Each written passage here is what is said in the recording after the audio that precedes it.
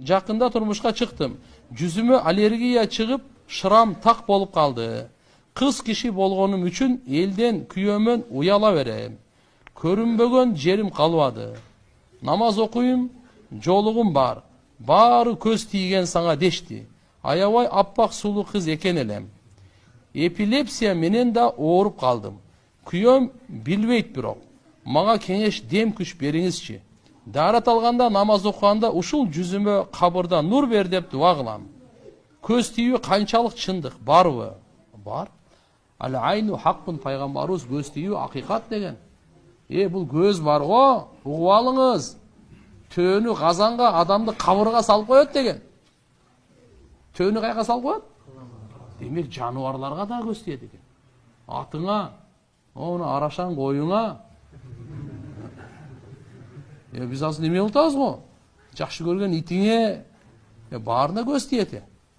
Көз жаман нерсе. Так, анан дагы эмне тиет анда дейм? Адамды кабырга киргизип коет да. Тамаша эмес экен. Ошон үчүн туугандар, эки нерсени унутпайын. Сиз көзүңүз бар экенин да билбешиңиз мүмкүн да. Экинчи адамдын каяктан билесиң анан өзүңдүкүн билбесең? Мындай дагы бар. Ошон үчүн бир таңгала турган нерселерде мына сөздү кошуп айтыңыз. Машаалла. Айтыңызчы? Все, көз тийбейт. Любой көздү жандырат бул. Түшүндүңүзбү? Өзүңүз да машаалла деп айтыңыз. Тегилерди да машаалла дедиртип коюңуз. Атыңызды көргөнгө, машаалла деп койлачы, машаалла. Все, көрө бер деп кой бияктан. Түшүнүктүбү?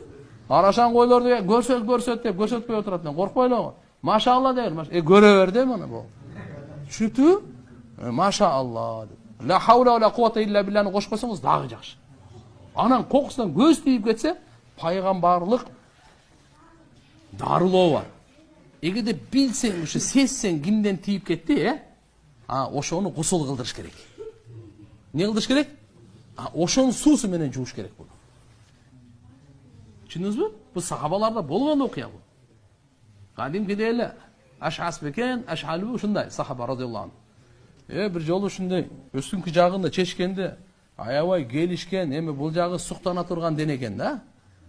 Бардыгы. Ой, мындай денени көргөн эмесмин деген да.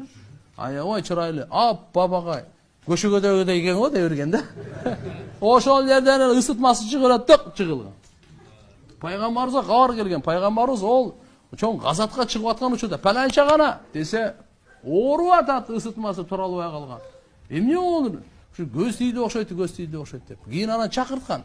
Ошо көзү бар кишини дагычы. Эмне үчүн сен баракалла деп айтпадың деген. Дагы эмне деп коюш керек экен туугандар? Баракалла деп коюш керек. Сен өзүң бир тууганыңды өлтүрөсүңбү деген кара. Сөздү кара. Бир тууганыңды өлтүрөсүңбү деген көзүң менен. Тууган адамды кээде тил, кээде көз өлтүрүп коет.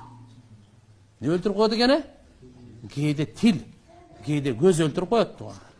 Ошон үчүн иншалла мына немелерден баракалла деп айтпайсыңбы деди да, анан эмне деди аны? Сен жуун деди. Ал бети колун жууду, мыналар суунун бардыгын чоң бир идишке топтошту. Толугу менен гусул кылып идишке топтоду дагы. Ошол идиштеги сууну баягы көздү ооруп жаткан адамга куйду. Автоматически турбадыбы? Бул дагы ушу пайгамбарлык бир илаж болот туугандар. Эгерде билсеңиз ушундай кылып салыш керек.